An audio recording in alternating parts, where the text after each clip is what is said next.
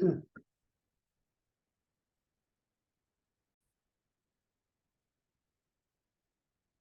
you all please stand and join us in the pledge?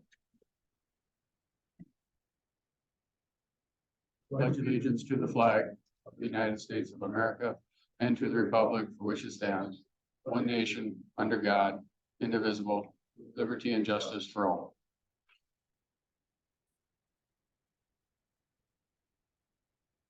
Okay, welcome to this special meeting by the county commissioners. This is our true taxation meeting. This is Monday, December 7th. It's like all of our meetings are posted as well too on the county's website. So serving you this evening on the county commissioners, we've got Commissioner Lee Johnson, Commissioner Chris Hollingsworth, Commissioner Doug Nagel, Commissioner Dallas Rosskamp, and myself, Commissioner Dan Wilberton. Welcome. The purpose of this meeting is to present the proposed budget and levy for the year 2024. The attendees will be given an opportunity to discuss the 2024 budget with commissioners. Now, I know sometimes there's confusion between the property values and budget and the levy. This meeting is about the levy and the budget. Any questions about your property valuation is not part of this meeting.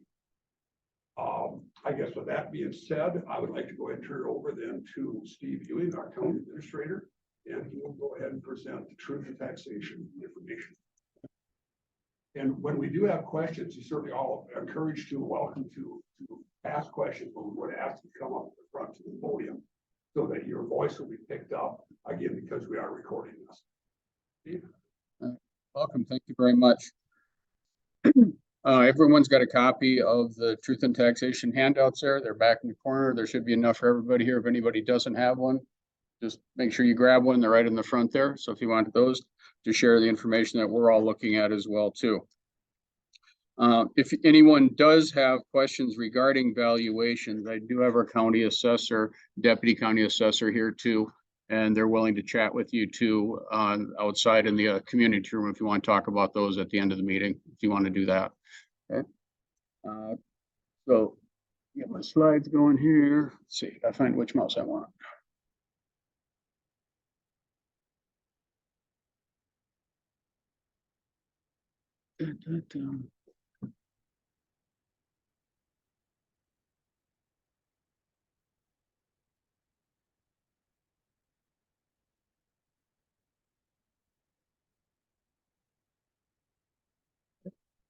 The front picture there just got some few pictures of the county courthouse in winter, obviously not this winter.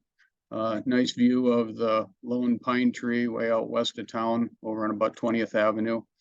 I've heard that tree is not doing well. I don't know if anybody else has heard that yet or not. Bill Folger takes some good pictures of that, says it's not doing well. And we've got a picture on the end there. Picture on the end there of some road work from the highway departments. We appreciate that as well here. Again, just to reiterate, market value shown on your truth and taxation notice were established in the spring and are not subject for the hearing tonight. The values for 2023 assessment, taxes, and payable 24 were discussed and established at the local board of review and the county board of equalization, which was held earlier this year on June 12th, 2023. So the purpose of our meeting here tonight is to go over the budget and levy and take community taxpayer input on the tax levy and budget for 2024. Our budget timeline doesn't just happen, it doesn't happen in a vacuum, and it doesn't happen quickly. Every year, the cycle repeats itself. State of Minnesota is very strict on what we do and when we do it. So January through June, that's when the assessor's office is feverishly working on getting values and getting those ready, taken care of. In June, the county officials, myself, department heads, and county boards begin working on our budget through June, July, August, and into September. We have meetings with all the different department heads going through each of their line item budgets. And you'll notice on your spreadsheet you have here, this is a list of every department that we work with on the county system here to go through that. So we meet from everybody from the auditor all the way down to the veteran service, sheriff, right down to the county attorney. So everyone in between attends meetings and we go through the budget. The biggest players we have in our budget and our levy are primarily revenue, which contains most of the funds on the top of that list. Next highest one is Road and Bridge, and then our family services, or what we call the welfare fund, are the four biggest ones that we have here. And then we've got some other accounts too as well that do make money as well. So in September, the proposed budget is announced at a meeting. We go into that, and that's the information we're working off of tonight is our proposed budget. And following that, the truth and taxation notices were sent out at the end of November through the Auditor Treasurer's Office. So once those go out in November, then you get those in the mail, you take a look at those and you take a look at them, and then you decide people want to come and visit the county board and learn and find out what we do and how we come up with all of our dollars and our projects and what we do here. So the 2024 budget will be adopted at the last meeting of the year, which is December 26th. Tuesday, the 26th will be the final board meeting of the year. And that'll be at a county board meeting where the board can make decisions. If they look at the information that they hear tonight and wish to make changes, they can do that. And that will be what's called the final budget levy. What we're working on now is the preliminary or proposed. So once that's done at the end of December, property tax statements are mailed out in March of 24 to the taxpayers. And then the system starts all over again in January, and we'll start working on the 2025 budget. So.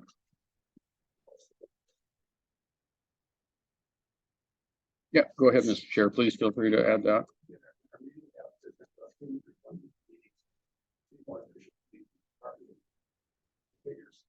have by statute, we have to set that by the end of September.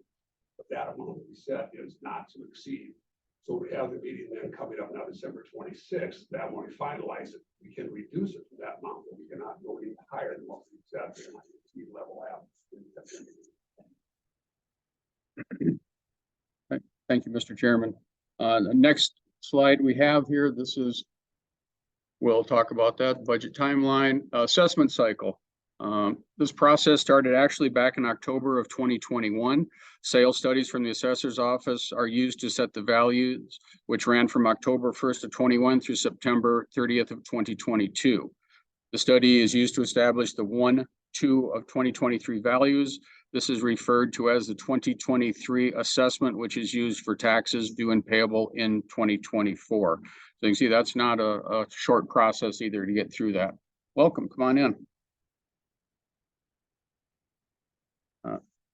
Very good for everyone to know. This is a standard slide we use in every one. These percentages don't vary much over the years, maybe a percent here and a percent there. But as you can see that approximately 82% of our value is agricultural, followed by 14% residential, and we're about 4% in commercial and industrial and others as well. So that's a breakdown of the big three that we have in the county as well.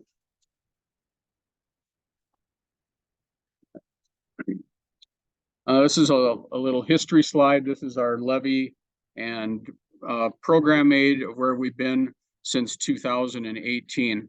Levies do tend to increase. We've seen quite a lot of costs increasing in providing the services, let alone in staff and also equipment. Everything that we're buying, as you're all seeing as well, it's the same thing. Everything is going up. We know that.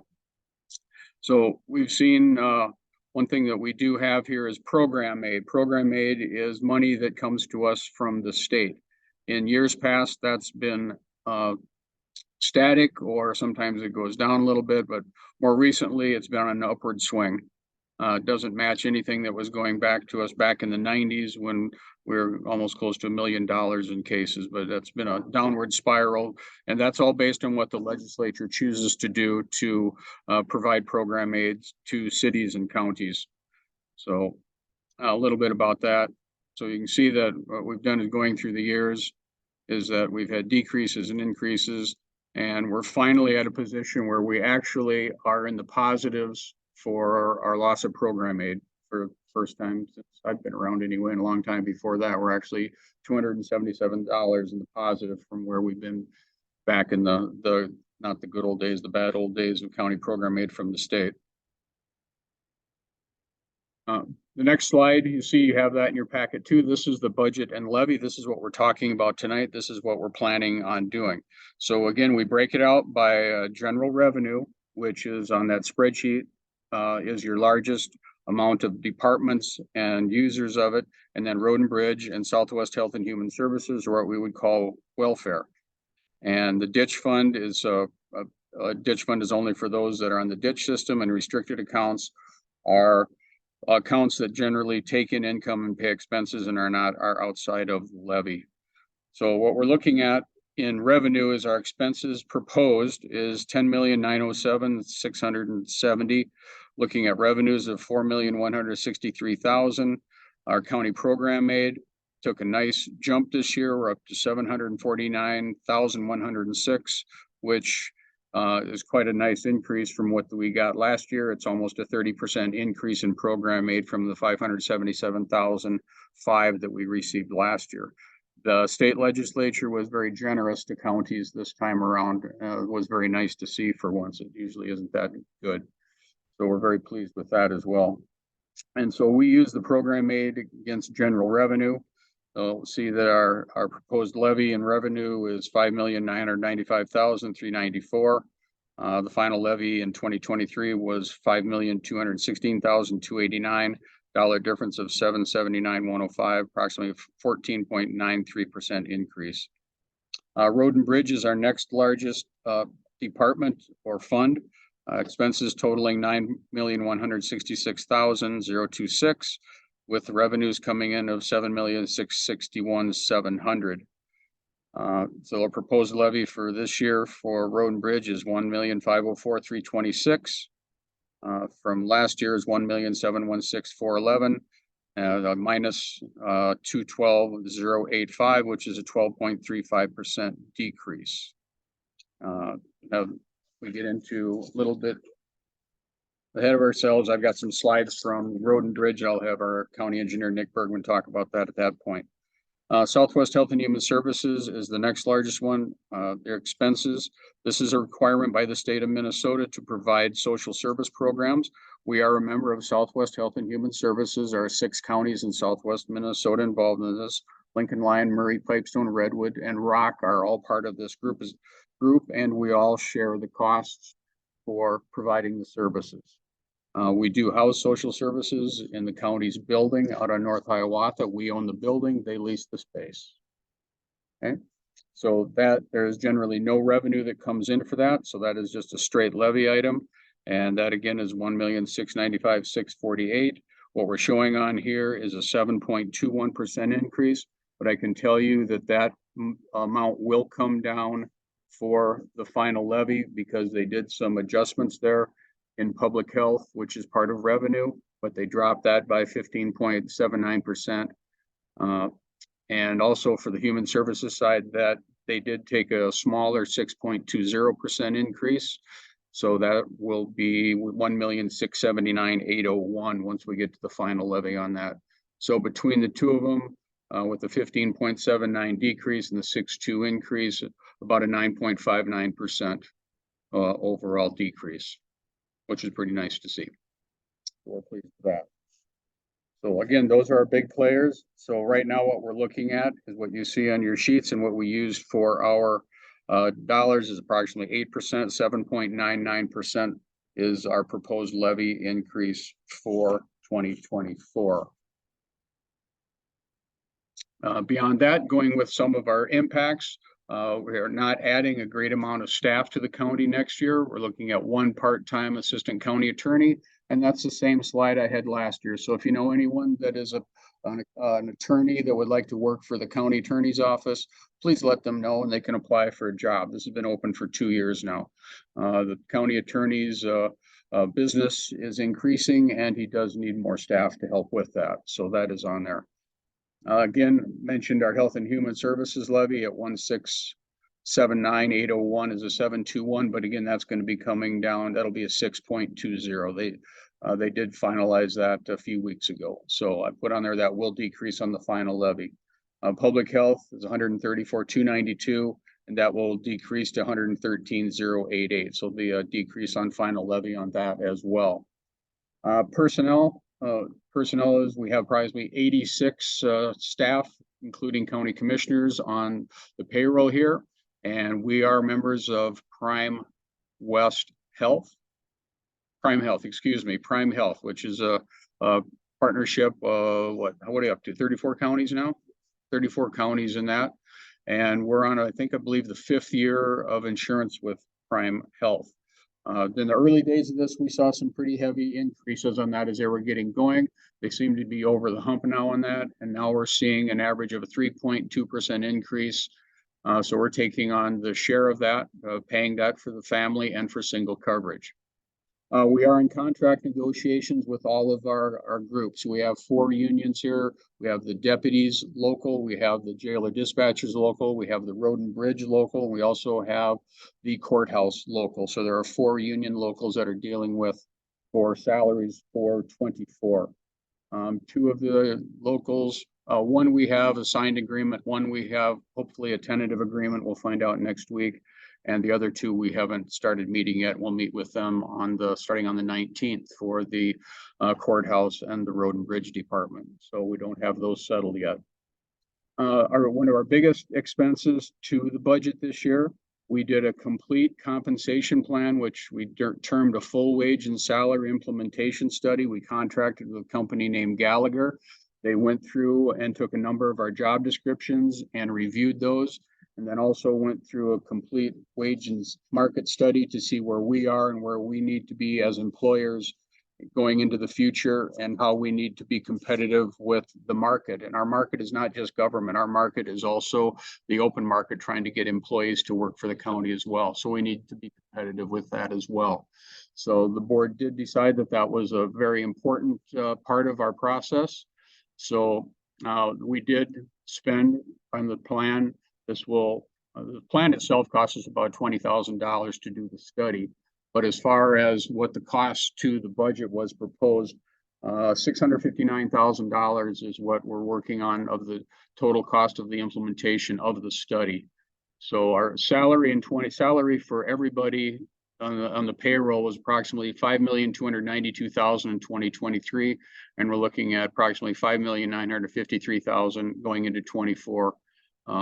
For this. So that is the largest part of our levy increase, is the people we're working on and their salary. And again, the benefits were very minor increases, but this was our biggest part of the process for the year coming up. Operations wise, our insurances are taking, I would say, minimal increases, 5.3% on our property and casualty insurance. We're members of the Minnesota Counties Insurance Trust, which approximately, I believe it's 81 counties that are involved in that. Members of the board here sit on Minnesota Counties Insurance Trust and make decisions for the group. All counties have representatives that do that. So being a part of that, we're our own group, and there's a lot of numbers in there, and it helps us to be competitive and get decent rates for the most part. So we do see a little bit of creep up in property casualty. Biggest increase was in road and bridge and revenue, $153,939. Our workers' comp, that is a hit and miss this year. This goes back to 2022 and 2023 rates, and that's all based on payroll for work comp. So we're looking at about a 46% increase in payroll, 127,470. That is revenue, road and bridge. And interesting about MCIT is that they will go back in for the year 2022. We just received a dividend for it. So approximately 2 years, if everything goes right, we'll get a dividend back on these rates as well, which will help us out a little bit too. But we did see an increase in workers' comp. It's not just on one group, it's kind of across the whole. Usually we'd be thinking that it would be in law enforcement, sheriff's department, but we've had real good rates and they've been very safe up there. So we haven't seen large increases in that. So road and bridge and general revenue took the brunt of a little bit of that hit. But again, we will see dividends come back on that in a couple of years. So that will help too. Other things we're working on. We have lots of property. We have buildings, the courthouse, the law enforcement center we're in, the family services building, the EMS building, the road and bridge department building. So we have to keep up and maintain our facilities with our budgets as well. This building you're sitting in now was built in approximately 1977, and it needs some work again. We need windows in the law enforcement center on the east side. The wind tends to come in through there. They're just getting old and need to be replaced. We need some new doors on the doors you came in upstairs. The openers aren't working properly, and we've got some leakage on the glass up above that's needs to be taken care of as well. We're also in need of a new roof on the law enforcement center up on top. It's a flat roof with a rock coating, and that needs to be taken care of as well. So we've got a couple $100,000 budgeted for those projects. The new roof in the law enforcement center may take 2 years to do, a couple years of funding, because we're looking at possibly 300,000 or greater to do that roof, maybe even 400,000 on information we've received on that. We have bathrooms at the fairgrounds for a remodel that's been on for the past couple seasons, but it's been a little bit tough to get that done with supply chain issues and that type of thing, and contractors and likewise, but we still have it to be redone with new toilets, tiles, floor painting, that type of thing in there. We need to do that in the blue building out there too, for both the men's and the women's, make them better handicapped accessible as well. Positive side, our wind production tax. We are seeing good funds come in on wind production, and which is nice to see. That notes I made on that here. Where did I put them?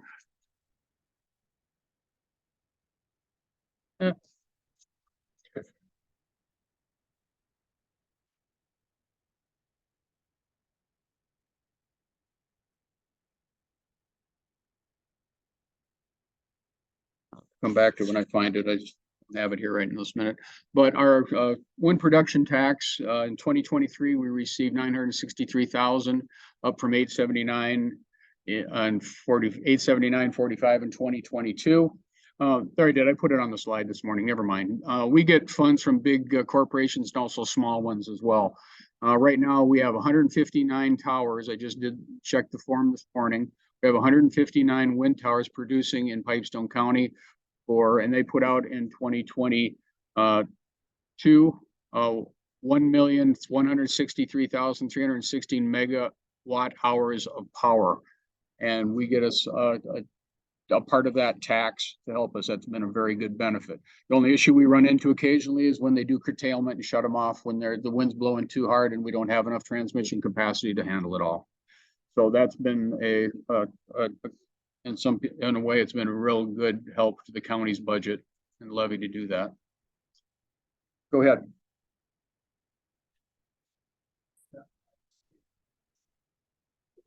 5 years ago, that instead of the winters being taxed as property, being taxed on the production of the, so that's where that went from. But also,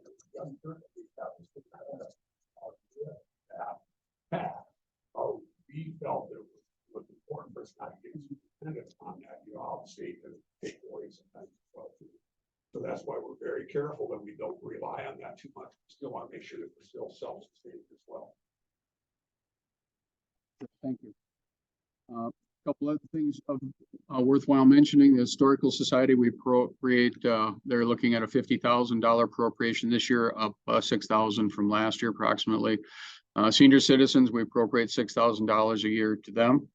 And also a year ago, we formed ACE, which is called Advocate, Connect, and Educate. It used to be back in the day called RSVP, the Reserve Senior Volunteer Program.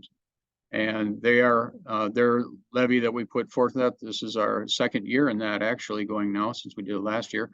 $59,000 is their request, and we've got that in the budget. And they are housed in the in an office at the Southwest Government Center at 1016 8th Avenue Southwest, which used to be the former Southwest Mental Health Building and used to be former Assembly of God Church Building. The county bought that back in about 1995 for Southwest Mental Health. So that building now is housing our Soil and Water District, our Extension, Zoning, and Solid Waste offices, along with ACE. And they moved in there about a month ago now. So, and turned out very well. Worked very well to do that. Okay, at this time, I'd like to turn it over to Engineer Bergman for comments he might have on the 2024 levy and budget for Road and Bridge Department.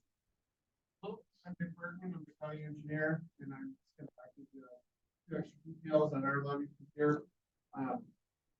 Our proposed levy is $1,504,326, and that represents a 12.4% decrease over 2023. That's due to a few different factors. Part of it is it's gonna be a little bit lighter of a year for us anyway, due to equipment purchases. Then after talking with the board some more, we decided to run our motor graders longer, so we delayed a purchase for this year. And we had budgeted to replace the roof on our highway department, but after looking at it some more, we think that the repair is the way to go instead. So that being said, getting into breaking that down a little bit more. For this upcoming year, we have budgeted $55,000 for a skid steer.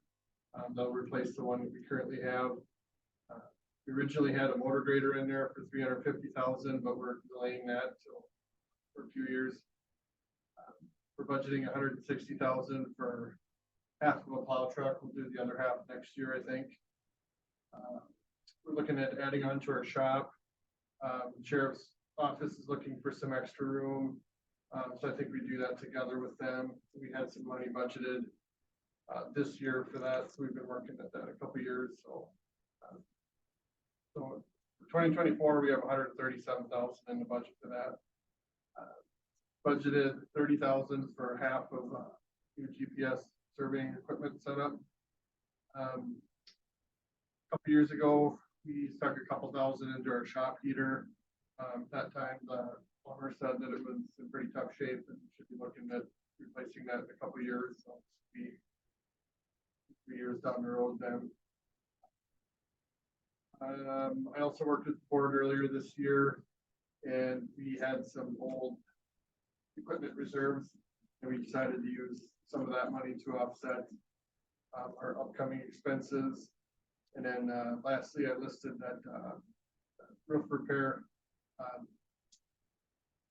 Instead of a replacement, we're going to go to a repair, so we used $150,000 of that money to offset some of our expenses. This 2024 levy, we didn't put anything in there to increase our reserves. And with a big drop like this that we're showing this year, I would say, unfortunately, we're probably going to be looking at a larger increase next year, but it was a good year to do a big increase for us overall to keep the overall county increase not so bad. And my next slide here is just some historical numbers on what it's cost for road maintenance.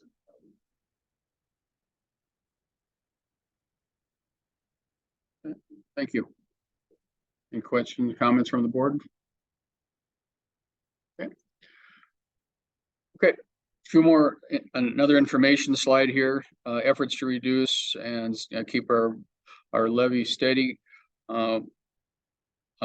Years ago, we consolidated family services, which I mentioned earlier this evening, so that we're with 6 counties now.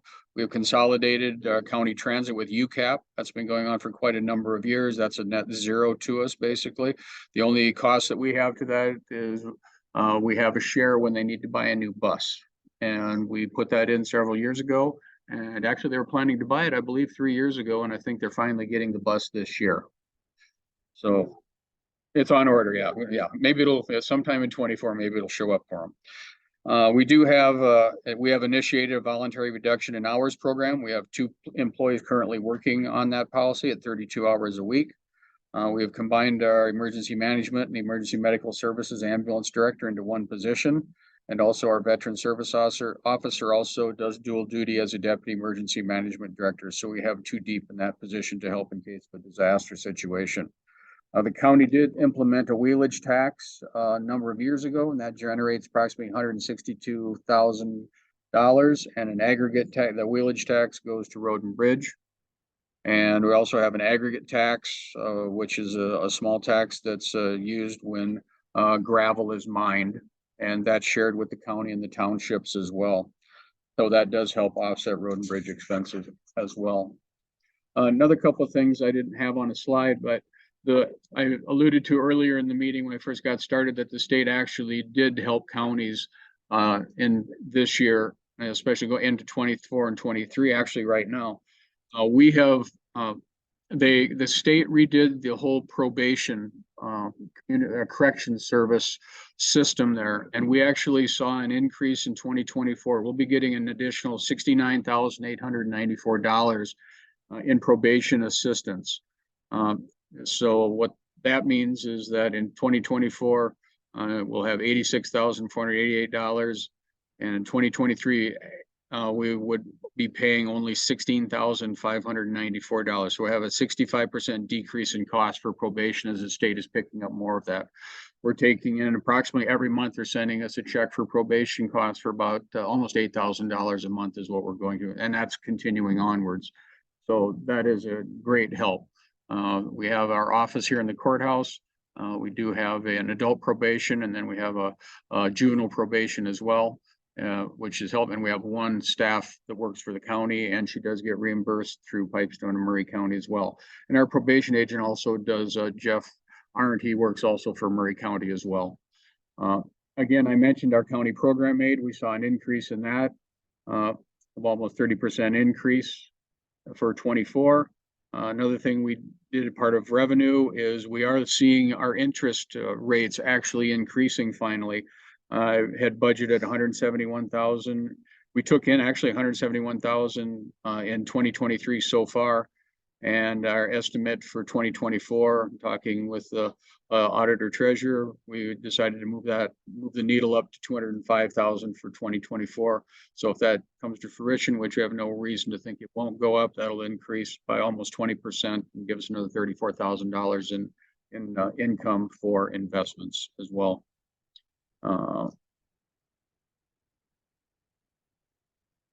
So beyond that, other things that we've done here to help with the county levy as well, our sign technician and the solid waste technician works for the highway department, does dual duty there, works for the road and bridge department, making sure signs are up and taken care of, and also works on Wednesdays over at the household hazardous waste building. That's Trevor. So we're glad to have him doing that. He does a great job for the county. We're very pleased. Nick has mentioned he laid road and bridge projects. He's shifted road projects to widening versus reconstruction in efforts to save money as well. We have been using a private auditor. Eide Bailey is a company we've been using for quite a number of years now. And that saves us money from the state auditors. And that costs us approximately $40,000 a year. And one other thing, we have no bonded debt. Everything we're doing is either paying with levy, cash, reserves is what we've got. So we have no bonds for any projects, anything outstanding at this point. So I don't see anything on the horizon either at this point either. So, and beyond that, questions, thoughts, suggestions. This is when we open it up for you, the public, to come and ask questions of the board or make statements. This is what it's for at this point. So if you'd like to come up, I'll grab a chair for you. I would appreciate you come to the podium and sit down there and use the microphone so we can get it on video for. Okay. They're not that neat.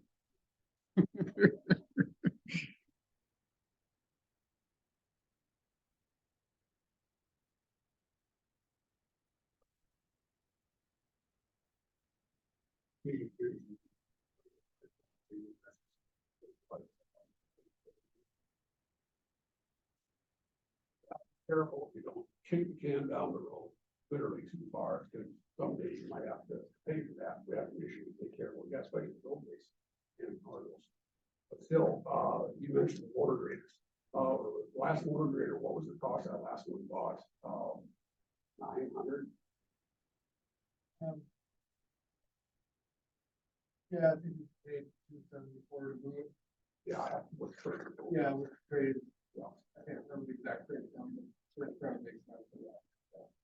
And always the problem with that is if we don't short, we have a major component failure, then we lose. So it's kind of a, well, we'll not let you guys with your equipment too. Take an educated guess sometimes. Otherwise, we're done this year.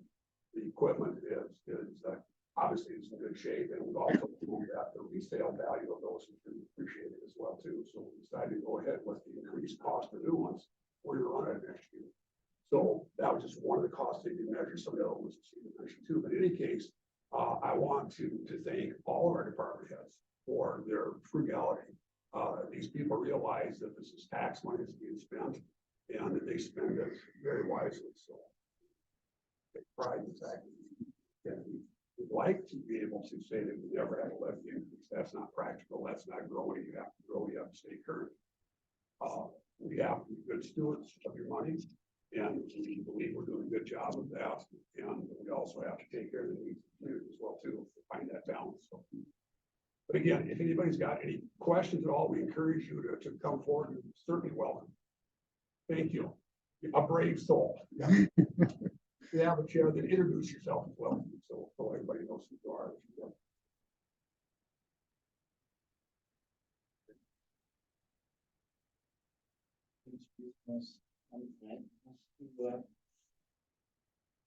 Ask questions about the increases that we have just received in the mail.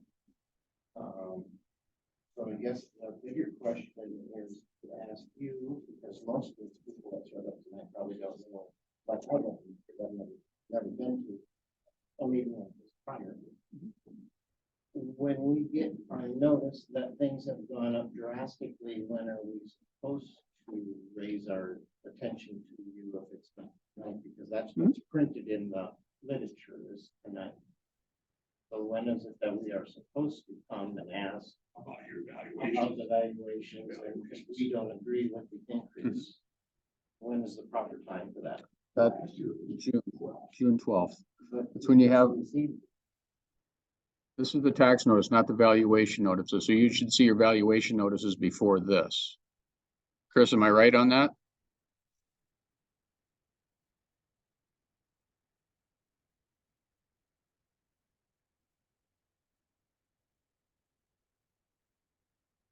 March, April.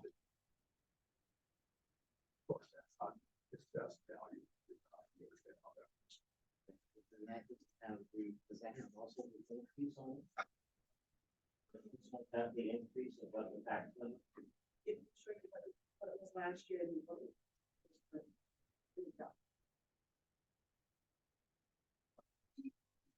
Valuation or the increase in actual tax paid. Well, then I guess Yeah. person would like to know both. Valuation comes first, and once those go out, then we have our budget, and then everything comes together and you mesh it all together, and then you come up with what the taxes will be. Some people see raises, some people see reductions, some people stay the same. It just depends on what category, and I don't know how many hundred categories of valuations are there. It's over 150.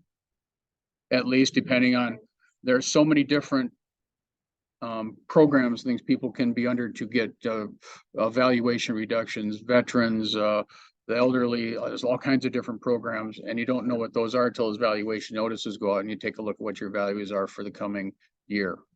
And valuations, again, like I said, in the beginning of this was from 21, this started is where we're finally into this budget year. So last year's, correct, Chris, will be in 25 actually, right? Budget year 25, right? Yep.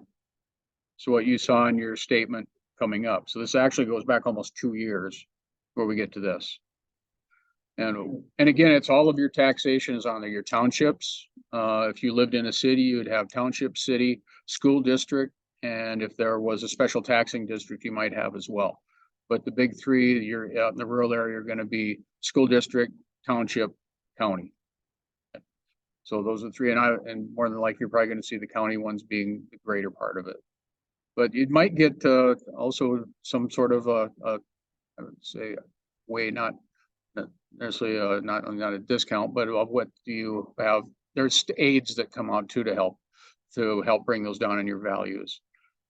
And I know that we all sat here on June 12th. If you have trouble with your evaluations, you come to your board of reviews. You don't get satisfaction there, you come to the meeting in June, state your case on your values, but the values of land aren't going down, are they? I'm not seeing anything. Come on up, please. Yeah, come on up. Chris, why don't you come up and sit where, Chris, come on up and sit where Nick's at so they can get you on the video too. Yeah, go ahead and sit, please. Yeah. They are for next.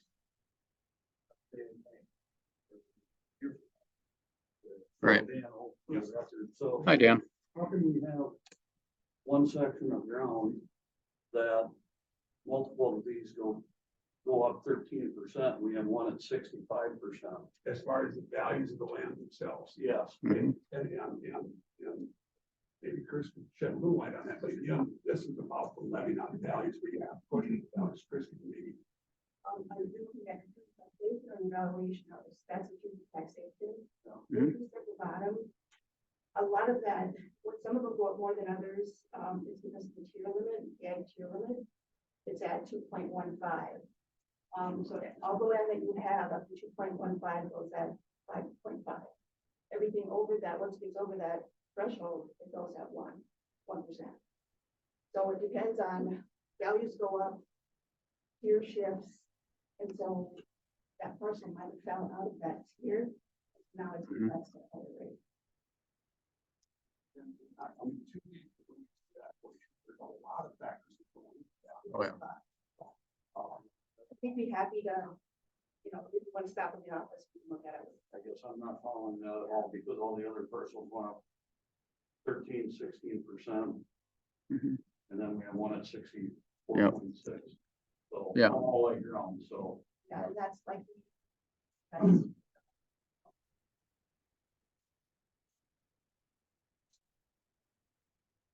You can make the time when you want to meet. You guys can get together when we're done here and meet out in the hallway and set up a time, please. First one. So in 2018, and I know it was before Doug was on and then Chris, some of the other ones, we had a house fire. I was not aware of the tax abatement. I had reached out to Les Knapp multiple times and we got a big fat zero. Does anybody have it?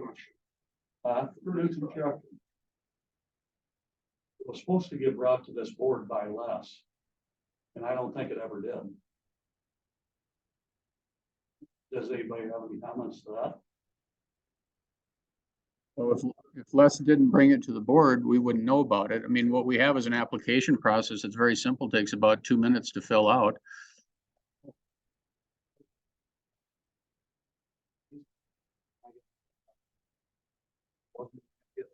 Yeah, the way the program works, you can't start construction before the abatement is approved. And we've had that happen earlier this year where a person didn't want to wait for the abatement because he was in a hurry to do it. So there was, understood, but we follow the policy. It's not a difficult process to get into. We never turned one down. It's in process now for the next 3 years. I could not get in and talk for 3 months. And Tyler Reese told me that. So. First time I've ever been here, I wanted to make everybody aware of that. So. Okay. So, That was yeah. not correct. I'll do better on my. We're talking about taxes, so there was a tax abatement that. Yep. I think should have been made right. Yeah. Yep. Back to actually done some tax, obviously, there's nothing at this point, but No. I like Chris, I apologize if there was no such tax, not a. The whole idea of that program, of course, is to incentivize people to invest in the community, which you Yeah. have, is what you should do. Chris, could you maybe explain better if they have a problem with their valuations, that they need to go to their local first before coming to the county?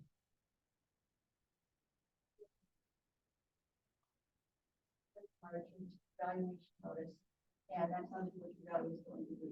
And that should, that notice will also tell you where your local board in township, it'll tell you the date and time of that meeting.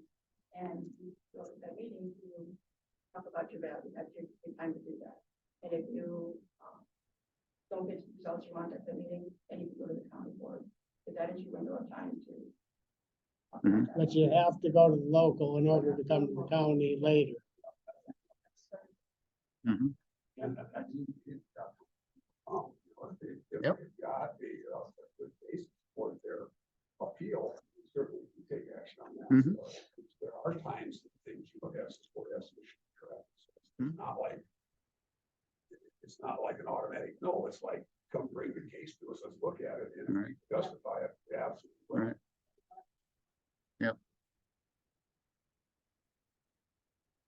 Thank you. I Thank appreciate you. coming forward. Anybody else have anything we could address? Yeah, either people better. Still feeling in general population that this percentage. Best value went up 10% for tax year. Best value, the only reason that's for is to shift the tax burden to the people that own the property. I own something for 100 and he owns something for $1 million. His share is going to be higher than mine. Doesn't necessarily mean that I'm going to pay 10% of his tax. It's not a mill rate. Right. That used to be the thing. Okay, what's the mill rate? There is no mill rate. We set a levy. We set how much money we need the county to operate. Valuation, the only thing that's for is to spread it out over all the people. Right. Right? Am I correct? Mhm. We gotta get that pass out to the people better. Value can help with that.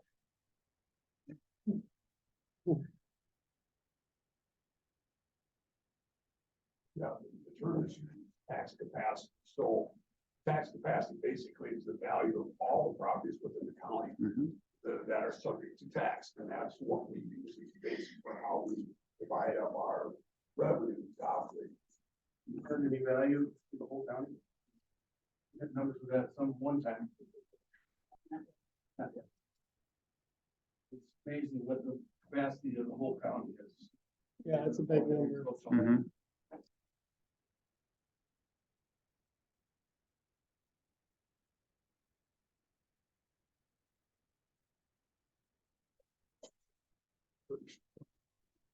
Questions? No, Mr. Chairman, I do not. Fellow commissioners, any other comments you'd like to share at all? I guess just the comment that I am thrilled that we're one of 8 counties or less that have no bonded debt. Because to me, spending money on interest is a waste of money. And that comes from good fiscal management over the years. The fact that we paid the bill as we've gone along. We know some counties that have a 0 levy increase every year. But they've got huge debt. Right? Yeah, you shouldn't be operating on borrowed money. Okay, hearing nothing else, I entertain a motion. So moved. Moved and seconded by Chris. Any further discussion or questions? Hearing none, we are adjourned. It is 7:47. Okay, thank you very much for attending today, guys.